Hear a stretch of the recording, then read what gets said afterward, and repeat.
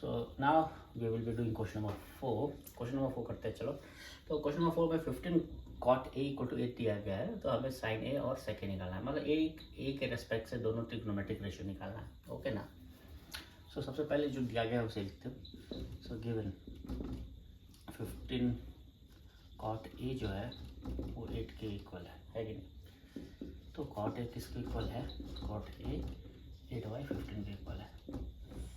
तो कॉट का तो हम फॉर्मूला जानते ही है. ओके, मतलब 10 का जानते हैं तो कॉट का तो जानते ही है. 10 का क्या था?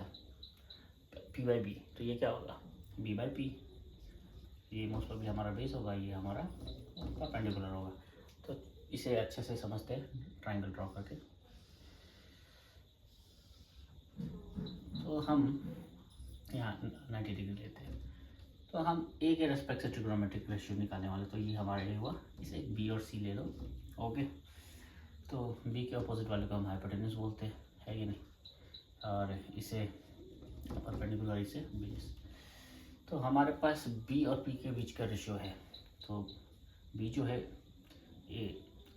8 है और पी जो है 15 है. ओके ना.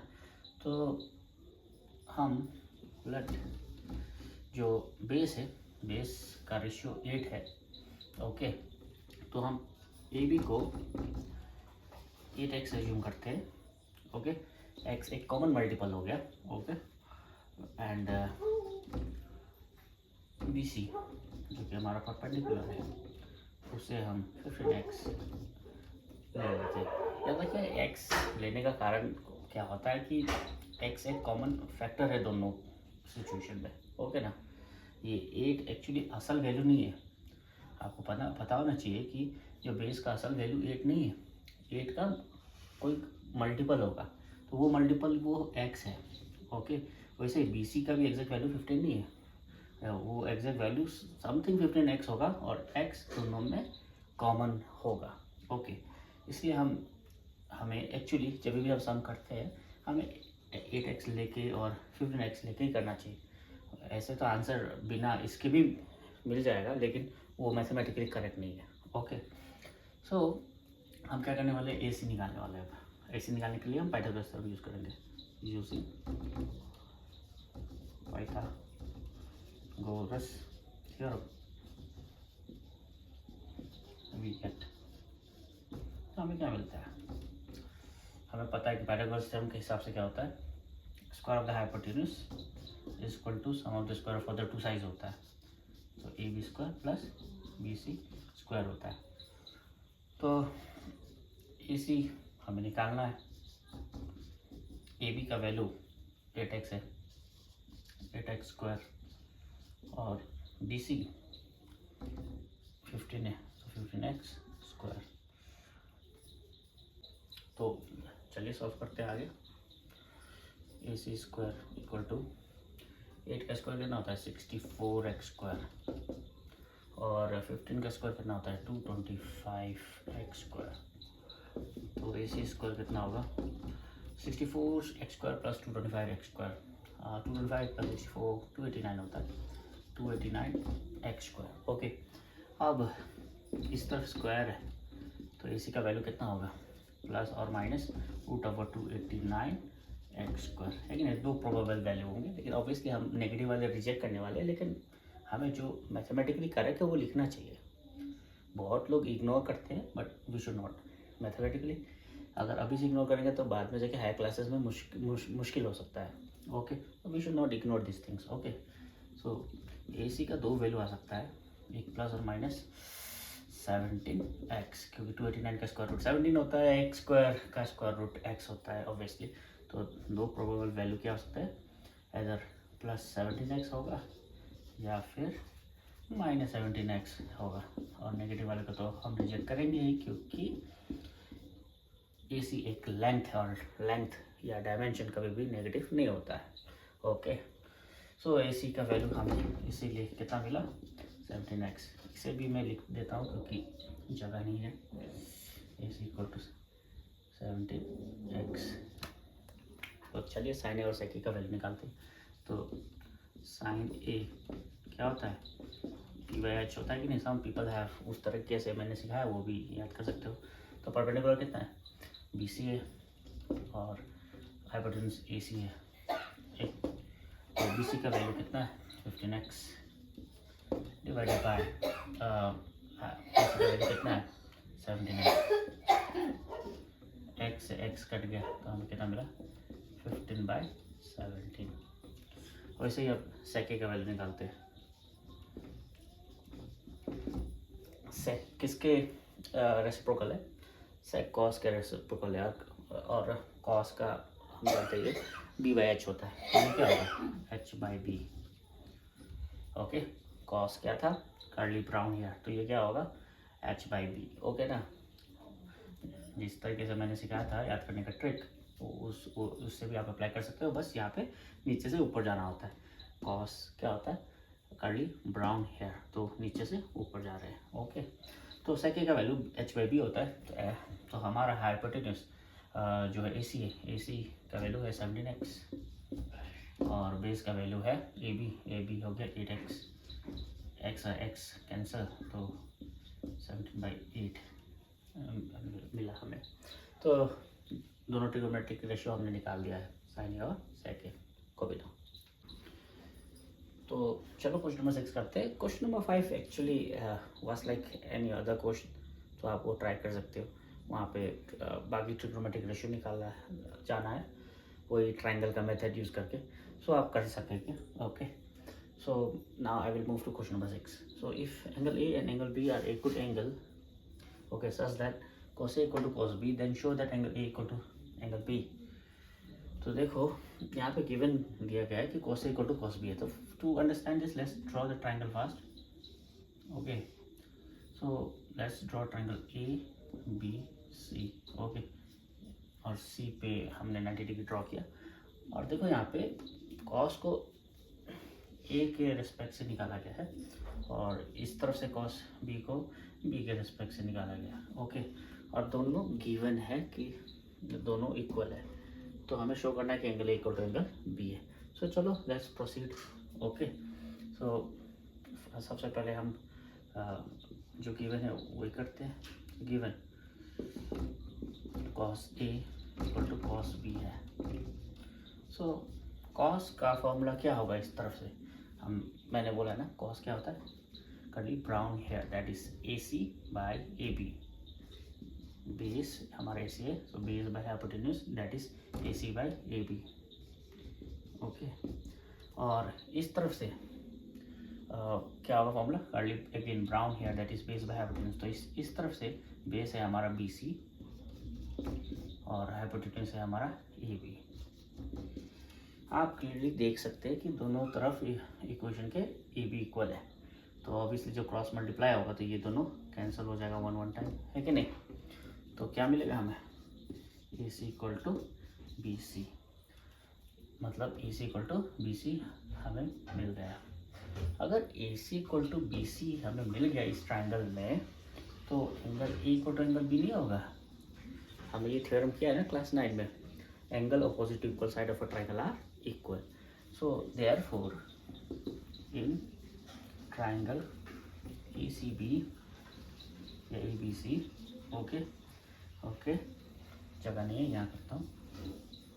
Since AC equal to BC, therefore angle A equal to angle B. Okay, since angle opposite to equal side of a triangle are equal sides of a triangles are equal, hence proved. Okay, so चलो अब question number 7 करते हैं। तो question number 7 में cot theta का value दिया गया है 7/8 और हमें इवेल्युएट करना है 1 + sin theta into 1 - sin theta divided by 1 + cos theta into 1 - cos theta, और cos को थीटा को भी निकालना है। ओके, सो सबसे पहले जो गिवन है उसे लिखते हैं। ओके, जो गिवन है उसे पहले लिखते हैं। सो गिवन में cot थीटा हमें दिया गया है, cot थीटा 7/8 है। ओके, सो कॉट थीटा का वैल्यू हम जानते हैं। सबसे पहले लेट्स ड्रॉ ट्राइंगल यार, बिना ट्राइंगल ड्रॉ करे not good. Okay, so theta इस तरफ है और इस ट्राइंगल को कुछ भी नाम दे दो, A B C, right angle at B. Okay, so tan theta क्या होता है, पी बाई बी, है कि नहीं? तो ये क्या होगा, बी बाई पी, है कि नहीं? तो ये मोस्ट प्रॉब्ली हमारा बेस है, ये हमारा परपेंडिकुलर है। ओके ना, क्योंकि हमें tan का पता है, tan होता है टर्न परमानेंटली ब्लैक। ओके, सो इसके उलट जाता है ना, tan के उलट जाता है। सो कॉट का वैल्यू होगा B by P. Okay, now question को फिगर को देखना ध्यान से। हमारा एक्चुअली बेस 7 है, बेस ए भी जो है तो 7 का मल्टीपल होगा तो उसे हम 7x लेंगे, और जो परपेंडिकुलर है वो 8 का मल्टीपल होगा तो उसे हम 8x लेंगे। तो चलिए लेते हैं सबसे पहले let A B equal to 7x, A B equal to 7x and B C equal to 8x है नहीं। ए बी जो कि हमारा बेस था उसे 7x लिया हमने, बी सी को हमने 8x लिया, है कि नहीं? तो चलिए अब क्या करना है, हाइपोटेन्यूज को निकालना है लाइक एनी अदर सम। निकालते हैं हाइपोटेन्यूज को using Pythagoras theorem in triangle obviously A B C theorem. So क्या है Pythagoras theorem, square of the hypotenuse is equal to the sum of the square of other two sides, है कि नहीं? जो hypotenuse का square है वो A B के स्क्वायर प्लस बी सी के स्क्वायर के इक्वल होगा। तो ए सी का वैल्यू हमें निकालना है। ओके, ए बी का वैल्यू हमें 7x दिया गया है, 7x होल थिंग स्क्वायर, और बी सी का वैल्यू 8x है तो 8x whole thing square. Okay, A C square कितना होगा, 7 का स्क्वायर कितना होता है 49x स्क्वायर, और 8 का स्क्वायर होता है 64, और x का स्क्वायर तो इसलिए x स्क्वायर होता है। सो ए सी स्क्वायर कितना निकला हमें, 49 प्लस 64 करना होगा। सो 49 प्लस 64 कितना होता है, let's do addition here. Okay, 64, 9 plus 4 13 carry 1, 6 plus 4 10 plus 1 11, so 113 आ गया हमें, 113 x स्क्वायर। ओके, तो इस तरफ ए सी है स्क्वायर है, तो अगले तरफ क्या होगा plus minus root of 113x square. Okay okay, so हमारा वैल्यू क्या निकलेगा, 113 एक परफेक्ट स्क्वायर नहीं है, 113 एक परफेक्ट स्क्वायर नहीं है तो वो रूट के अंदर ही रहेगा 113, और x स्क्वायर x है कि नहीं, x स्क्वायर का स्क्वायर रूट क्या है x। सो दो प्रोबेबल वैल्यू होते हैं हमें, is equal to either root of 113x और minus root of 113x। Negative तो हो नहीं सकता है क्योंकि ये एक डायमेंशन है, ऐसा टोल यू, वो डायमेंशन कभी भी या लेंथ कभी भी नेगेटिव नहीं होता है, तो दैट व्हाट रिजेक्टेड। ओके, इसी का वैल्यू हमें देयरफॉर कितना मिला, इसी का वैल्यू हमें रूट ऑफ 113x मिला, है कि नहीं? सो अब हम remaining part of the question करते हैं, फिलहाल कॉपी डाउन। तो क्वेश्चन है उसमें क्या है, 1 plus sine theta 1 minus sine theta divided by 1 plus cos theta 1 minus cos theta. So देखो आप चाहे तो यहाँ पे क्या कर सकते हो कि साइन थीटा जो है उसे डायरेक्ट सब्स्टिट्यूट कर सकते हो। ओके, और या फिर हमें पता है कि ये एक्चुअली एक फॉर्मूला है ए प्लस बी और ए माइनस बी का, है कि नहीं?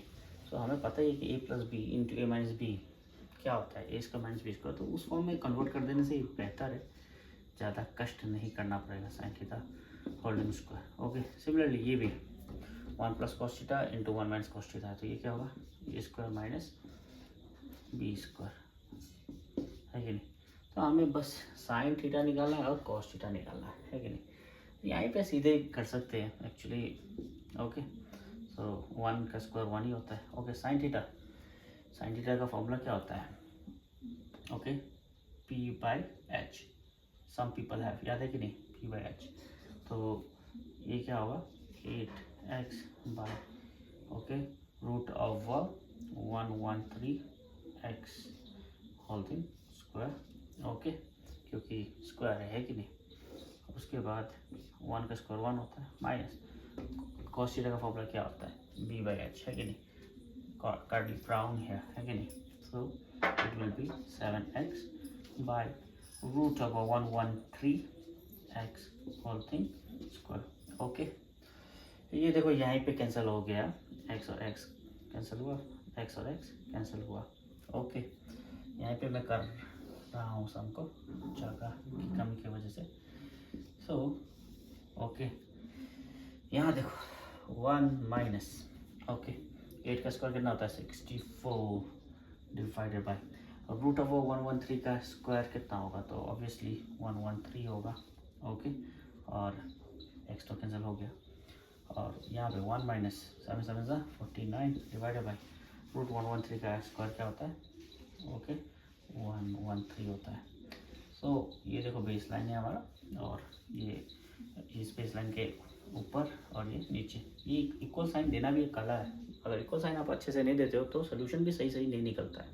So just remember that. Okay, मैंने जानबूझ के भी इसे डेलिबरेटली लंबा खींचा हुआ है। ओके, तो याद रखना इस पार्ट पे हम फ्रैक्शन सब्सट्रैक्शन कर रहे हैं। ओके, सो क्या होगा? इसके नीचे 1 है तो 1 और 13 का एलसीएम 113 होता है कि नहीं? तो ये क्या होगा यहाँ पे? 113 माइनस 64, वैसे नीचे में भी 1 है, 1 और 113 का एलसीएम कितना होता है? 113 होता है। तो ये क्या होगा? 113 माइनस 49 है या नहीं है? सो कॉपी डाउन टिल हियर। ये देखो क्लियरली, ये p है, ये q है, ये p है, ये q है, q से कैंसिल हो जाता है। ओके ओके, और p से कैंसिल होता है। गॉट इट और नॉट? सो यहाँ पे क्या होगा हमारा? 130 माइनस 64। सो करो 130 माइनस 64 कितना मिलेगा? 113 माइनस 64 कितना मिलेगा? सो ये हो गया 49 डिवाइडेड बाय 113 माइनस 49 कितना होता है? 64। सो हमें जो आंसर मिलता हुआ है वो है 49/64, 49/64। और सेकंड पार्ट क्या है? Cot square. अरे कॉट तो दिया ही था। सो कॉट थीटा 7/8 है, तो स्क्वायरिंग बोथ द साइड कर दो। स्क्वायरिंग बोथ द साइड करने से क्या आया? Cot okay square theta equal to क्या हो गया? 7/8 स्क्वायर। तो 7 का स्क्वायर कितना होता है? 49, और 8 का स्क्वायर कितना होता है? 64। So that's the answer. Okay.